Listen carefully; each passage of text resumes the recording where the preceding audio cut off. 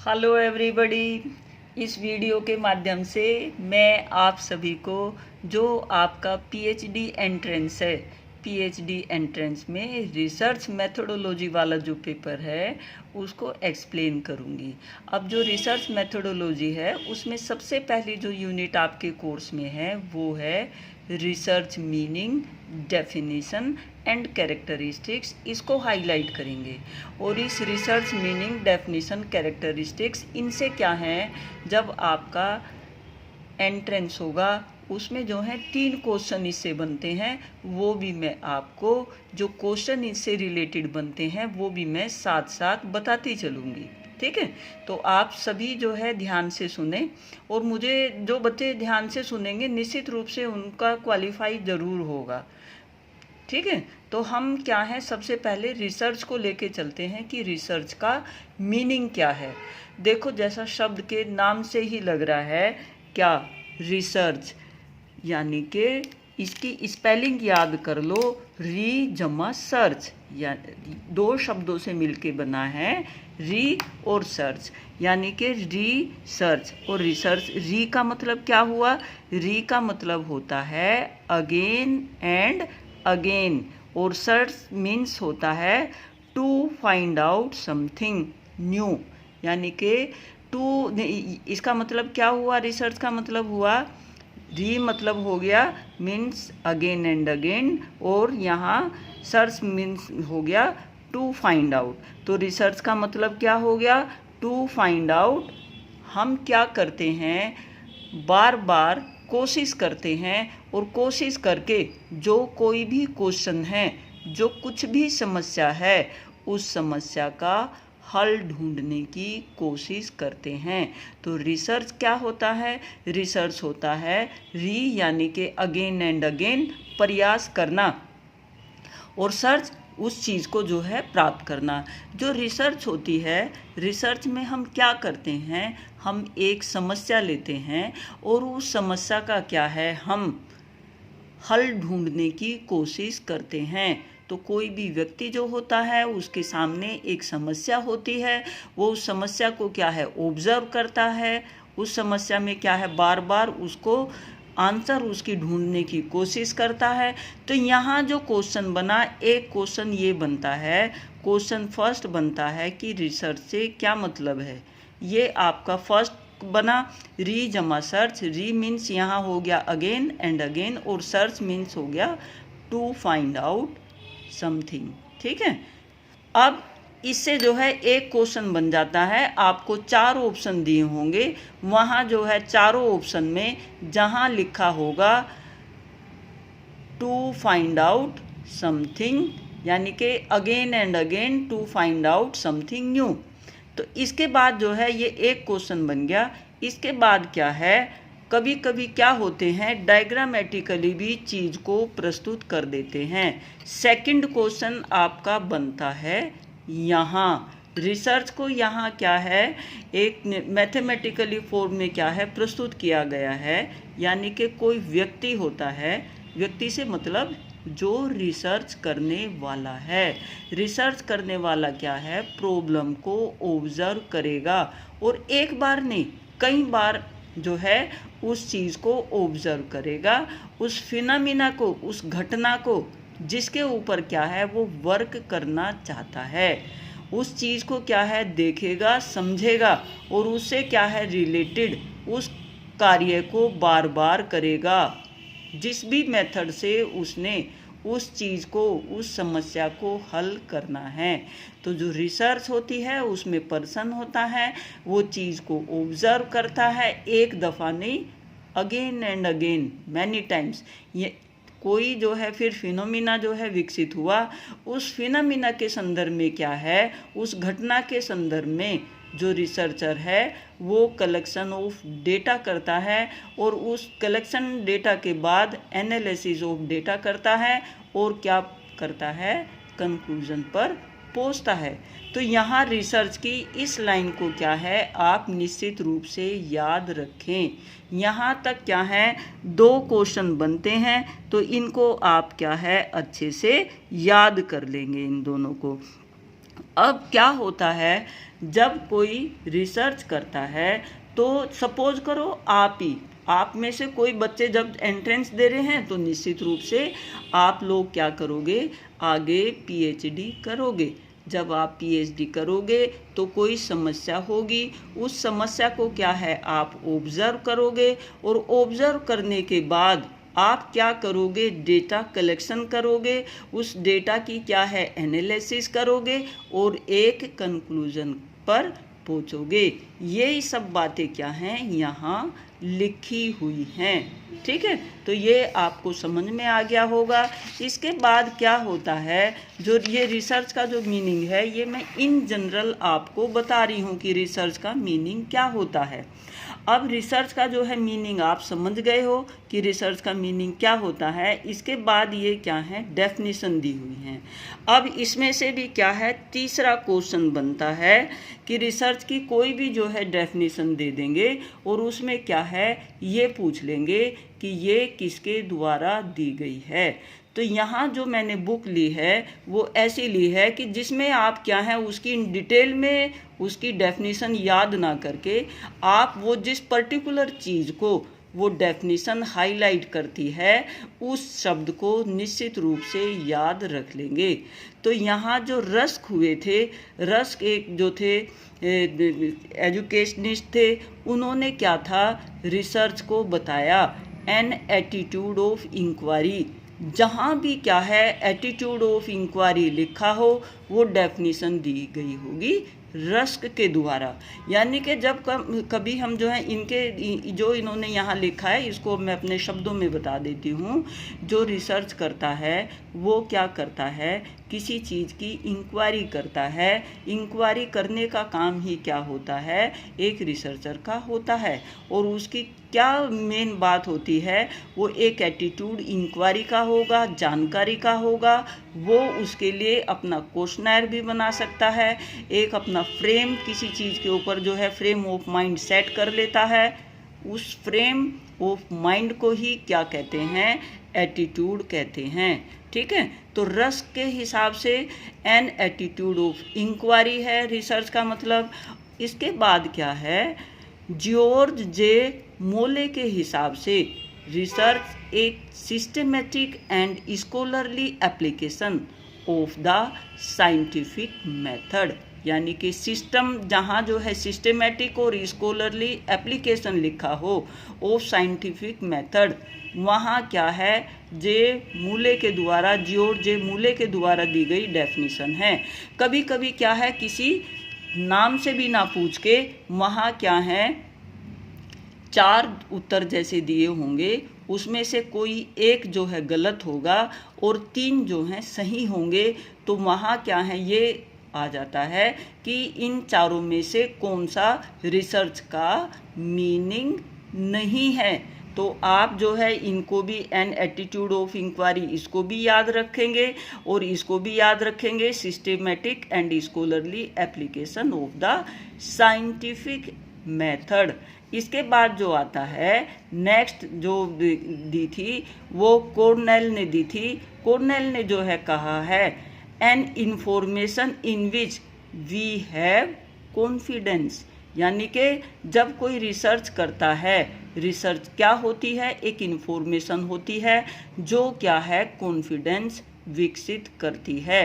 Confidence के संदर्भ में जो भी उसने कार्य करके कंक्लूजन निकाला है उसके संदर्भ में, जो भी हम कार्य करते हैं, जो भी हम रिसर्च करते हैं, उस रिसर्च को हम क्या चीज़ सही है क्या गलत है, जो प्रिंसिपल्स हैं और जो फैक्ट्स फाइंडिंग है वो कहाँ तक सही है, उस सही गलत का क्या है हम कंक्लूजन निकालते हैं और क्रिएट करते हैं क्या, कॉन्फिडेंस।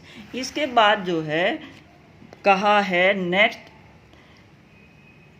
रिसर्च क्या है, एक केयरफुली इंक्वायरी अकॉर्डिंग टू किलफोर्ड वुडे के हिसाब से, वुडी के हिसाब से इन्होंने क्या है कि केयरफुल इंक्वायरी है। आप केयरफुल इंक्वायरी क्यों है क्योंकि जब जो रिसर्च करता है वो उस चीज़ की केयरफुली इंक्वायरी करता है। रिसर्च में क्या है, इंक्वायरी की जाएगी, एग्जामिनेशन किया जाएगा, जो फैक्ट्स हैं, प्रिंसिपल हैं, और उन चीज़ों को क्या है, जांचा परखा जाएगा।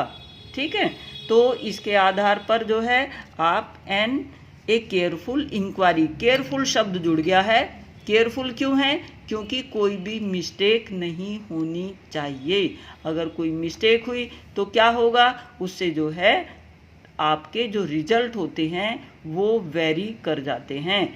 तो यहाँ क्या होता है, रीडिफाइनिंग प्रॉब्लम्स होती हैं, फॉर्मुलेटिंग हाइपोथेसिस होती है, और सजेस्टेड सॉल्यूशन होता है, कलेक्टिंग होती है, और ऑर्गेनाइजिंग होता है, और इवेलुएटिंग डेटा होता है। ठीक है, और इसके बाद क्या है, जो रिसर्चर है वो इन सब के बारे में जो भी कार्य कर रहा है, ये इन्होंने यहाँ उसके स्टेप्स बताए हैं कि जब जो है एक रिसर्च करता है तो वो इन स्टेप्स को ध्यान में रख के करता है, बट केयरफुल इंक्वायरी है।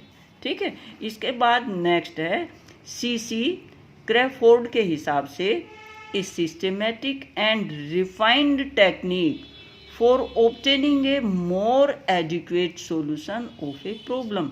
बहुत अच्छी डेफिनेशन है ये। यहाँ क्या है कि जो क्रैफोर्ड के हिसाब से कोई भी जो रिसर्च करने वाला है वो सिस्टेमेटिक और रिफाइंड टेक्निक अप्लाई करके उसका क्या है, जो समस्या होती है उसका मोर एडिक्वेट सॉल्यूशन निकालने की क्या है, कोशिश करता है। और जब क्या है, जब कोई वो सिस्टेमेटिक होगा, रिफाइंड टेक्निक्स होगी for obtaining A more adequate solution of a problem, और समस्या का समाधान जानना ही क्या है, रिसर्च है। इसके बाद यहाँ जो है इन्होंने बता दिया है कि भाई डेटा कलेक्शन होगा, वो सारी चीज़ें होंगी, वो बातें हैं। अब यहाँ जो है ज़्यादा आप क्या करेंगे, जो इनके ये पॉइंट्स में जो दी हुई है बात, इसी को याद रखने की ज़रूरत है। ठीक है, जो पॉइंट्स में ये बातें दी हुई हैं, मेन जो पॉइंट्स में बातें दी हुई हैं, ये याद रखने की ज़रूरत है ज़्यादा जो है, जो क्योंकि टू द पॉइंट आपने क्या है, ऑब्जेक्टिव टाइप है, तो ऑब्जेक्टिव टाइप के हिसाब से ही आप लोग तैयारी करेंगे। अब यहाँ इन्होंने क्या कहा है, research is a systematic, research is a systematized efforts to gain new knowledge.